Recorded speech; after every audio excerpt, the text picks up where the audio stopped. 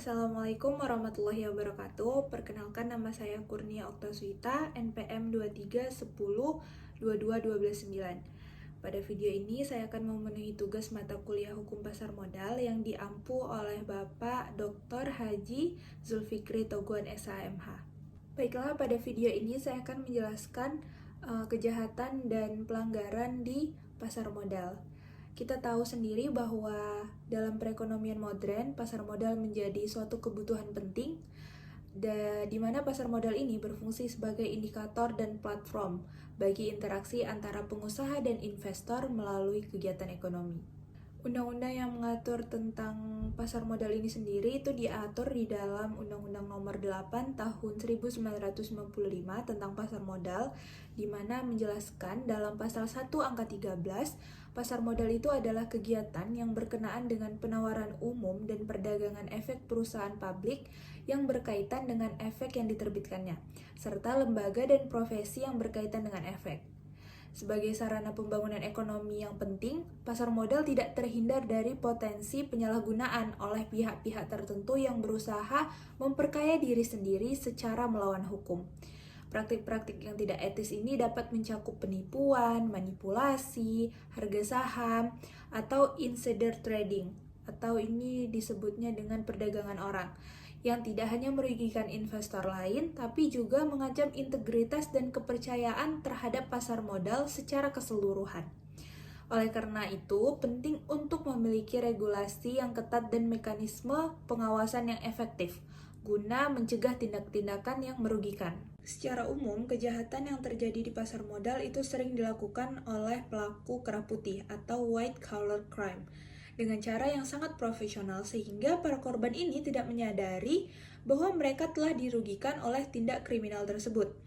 Kejahatan kerah putih itu sendiri adalah kejahatan tanpa kekerasan yang motif utamanya biasanya bersifat finansial, dan biasanya pelakunya menduduki jabatan profesional yang berkuasa dan atau bergengsi, dan yang mendapatkan kompensasi jauh di atas rata-rata. Tindak pidana dalam pasar modal ini biasanya mempunyai karakteristik yang khas, yaitu barang yang menjadi objek dari tindak pidana adalah informasi. Selain itu, pelaku tindak pidana bukanlah mengandalkan kemampuan fisik, akan tetapi mengandalkan pada kemampuan untuk membaca situasi pasar serta memanfaatkannya untuk kepentingan pribadi. Beberapa bentuk kejahatan yang terjadi di pasar modal diantaranya yang pertama adalah penipuan.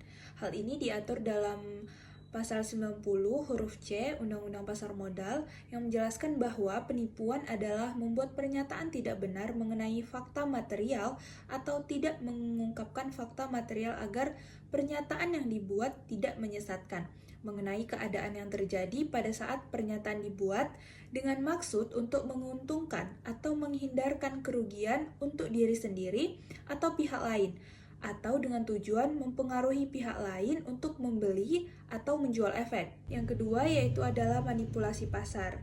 Selain penipuan tadi, Undang-Undang Pasar Modal itu juga mengatur bentuk tindak pidana lainnya yaitu manipulasi pasar. Secara sederhananya, manipulasi pasar ini merujuk pada kegiatan yang bertujuan untuk menciptakan persepsi yang menyesatkan mengenai aktivitas perdagangan, kondisi pasar, atau harga efek di bursa efek.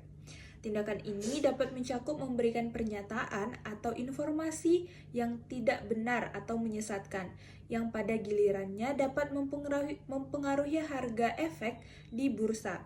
Ketentuan mengenai manipulasi pasar ini itu diatur pada pasal 91, 92, dan 93 Undang-Undang Pasar Modal, yang bertujuan untuk menjaga integritas pasar dan melindungi investor dari praktik-praktik yang merugikan. Biasanya motif dari manipulasi pasar ini antara lain adalah untuk meningkatkan, menurunkan, atau mempertahankan harga efek. Jadi beberapa pola manipulasi itu, yang pertama ada menyebarluaskan informasi palsu mengenai emiten dengan tujuan untuk mempengaruhi harga efek perusahaan yang dimaksud bursa efek. Yang kedua, menyebarluaskan informasi yang menyesatkan atau informasi yang tidak lengkap. Baik, selanjutnya adalah perdagangan orang dalam atau insider trading. Jadi, praktik insider trading ini adalah salah satu yang paling terkenal dan sering mendapatkan sorotan perhatian. Larangan mengenai praktik insider ini telah diatur pada pasal 95 sampai pasal 99 Undang-Undang Pasar Modal. Insider trading adalah praktik yang terjadi apabila orang dalam perusahaan melakukan perdagangan dengan menggunakan informasi yang belum di-disclose. Dalam hal ini, insider mempunyai informasi yang mengandung fakta material yang dapat mempengaruhi harga saham. Jadi orang-orang yang dimaksud di dalam praktik ini yang pertama itu ada komisaris, direktur, atau pegawai emiten atau perusahaan publik. Yang kedua, pemegang saham utama emiten atau perusahaan publik. Yang ketiga, orang perseorangan yang karena kedudukan atau profesinya atau karena hubungan usahanya dengan emiten atau perusahaan publik memungkinkan orang tersebut memperoleh informasi orang dalam. Ataupun pihak dalam waktu 6 bulan terakhir tidak lagi menjadi pihak sebagaimana yang tadi yang saya sebutkan, yang komisaris, pemegang saham, dan orang perseorangan tersebut. Baik, selanjutnya yang dikategorikan sebagai tindak pidana di bidang pasar modal itu ada beberapa. Yang pertama, setiap pihak yang tanpa izin, persetujuan atau pendaftaran melakukan kegiatan di bidang pasar modal.